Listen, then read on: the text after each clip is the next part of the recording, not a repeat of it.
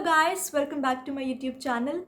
This video is dedicated to one segment of the listening test, one kind of question that may come in your exam depending on your luck, which is map based questions. Now these questions they vary from 5 to 8 till 10 questions, and if they are there, then there is a trick to attempt them. Now firstly, understand that here the examiner is trying to check your concentration level and attentiveness. The trick is, if you're giving a paper-based test, it is comparatively simple because you can side by side mark that route what the speaker is saying. So you cannot miss any opportunity, but try to use your pencil and pen and mark the route.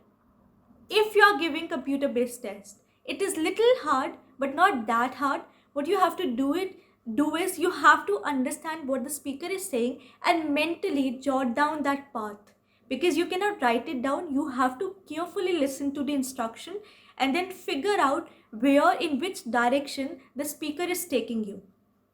And for both the kinds of exams, you have to be aware about the directions. You should have good sense of direction. If not, take out 5 minutes, see which is north, west, south and east direction, and then attempt the listening test. I hope this much is clear to you and you were able to grasp the fundamentals behind attempting these kind of questions.